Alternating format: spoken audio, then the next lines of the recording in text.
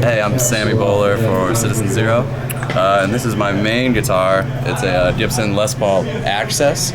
I'm pretty sure it's a one-off. I'm not totally sure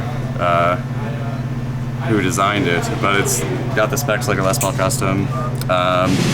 The most unique thing is it has a Floyd Rose, and then the heel and the back's a little bit cut off, so you can kind of get up high.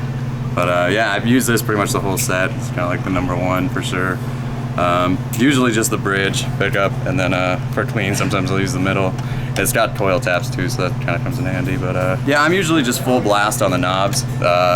I'm usually just on the bridge pickup, but for clean I usually use the middle, and then I'll pull the bridge pickup coil tap, so it's like the full-blown neck humbucker, and then combined with the bridge single coil. I use Elixir strings pretty much exclusively, 10 through 46, and then we're almost always down a half step, so this is down a half step. And sometimes we pull this out, it's like a detuner, so it drops it down. But yeah, usually just straight down a half step, 10 through 46. It works. This is the other guitar I use live. It's a Gibson Explorer. I'm pretty sure it's a 90s, I'm not totally positive. I got it on Craigslist for $400 when I was in high school. But it's all stock. I've replaced the pickups a bunch of times, but I just keep going back to the stock pickups. This is in drop B tuning, so it's got really heavy strings on it. It's a custom set because I don't really like the wound G, so I kind of made one with a non-wound G. But yeah, drop B, and then the bottom string is like a 68. So the necks on Gibsons are short, so you got to kind of keep them pretty heavy to make them not flop around. But yeah, it's a great guitar, man. This is the spare. This is actually this is like the first nice guitar I ever got.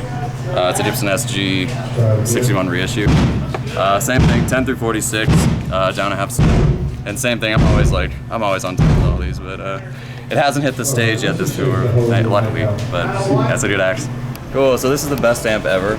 No, but to me at least. It's a Friedman Brown Eye 100. It's a 3-channel head. I'm usually in the middle channel.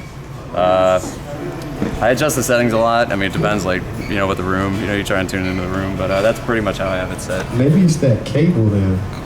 And the master is on 10, but I use the effects loop. So when you use the effects loop, the master volume is actually in the back of the amp, so it's not always on 10, even though it might appear that way. But yeah, it's an amazing head, man. Incredible. I've always been kind of an amp distortion guy. You know, like I like getting the tone out of the amp. So there's not really much in front. It's just I go straight into the tuner, and it goes into the front of this ISP decimator. And they're built in Detroit. That's where we're from. So it's always good to have local companies. But out of there, it just goes straight into the amp. And then the effects loop runs through this as well. So it takes the send out of the effects loop into here, and goes into a carbon copy MXR. My friend Scott there is awesome, and Holy Grail reverb. No, so yeah, these are usually on like all the time. I use the delay kind of like an ambient.